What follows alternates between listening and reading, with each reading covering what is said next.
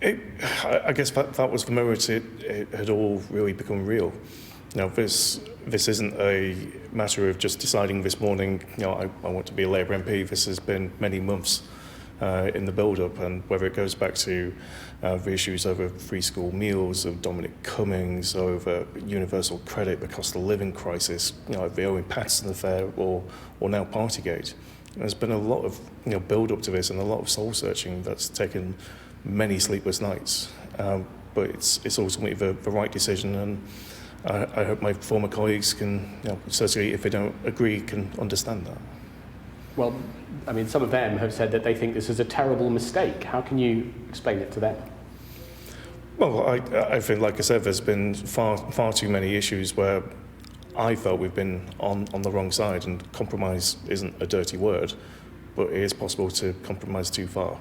And when it's getting to a point where it's difficult to explain some of these issues, then you know it's wrong. And at the moment, we've got a party trying to defend the indefensible, and they're doing so gladly. That's not right. It's not fair, and it doesn't respect the country or the office.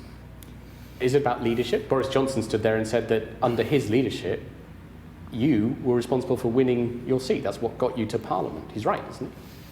Well, I was elected as a moderate and as a centrist, and I'm still a moderate and a centrist. I'm just wearing a different rosette.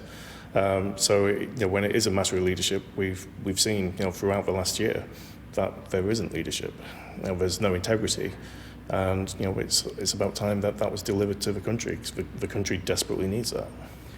Some of your own colleagues have been releasing messages now where you have been very critical of the Labour Party. In fact, that you've been using some very crude language, expletives, to talk about them. Is that your view of the Labour Party?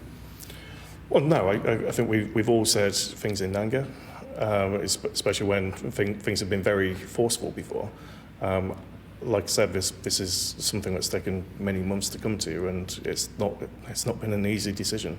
If anything, it's been the most difficult decision I've ever had to make. But I do think it's the right decision for me. I think it's the right decision for Bury South. Well, some of your former colleagues say they don't think it's the right decision for Bury South because issues that matter to your voters, the voters who elected you, include things like anti-Semitism, and that they say that you shouldn't be crossing to this party. Well, I like to think I've got a very strong record on anti-Semitism. Even just having a debate on anti-Semitism at university campuses, just a couple of weeks ago. I think it's a very different party now. We've seen it with recent survey results from the Jewish Labour movement, where actually people are much more open to not only voting Labour, but actually joining Labour. So if I can send one message to the Jewish community, I think it's a safe space. So should they. Should you be going back to your constituents, holding a by-election? Well, I think it was quite clear that even the Prime Minister wasn't calling for a by-election today, and I think it's quite clear that they know they'd lose. I want to get on with a day-to-day job of representing the people who elected me as a centrist and delivering what they need. And that's talking about the cost of living, that's talking about literacy rates, that's talking about alcohol addiction. These are all issues that are really, really serious, and the Conservative Party isn't even talking about them.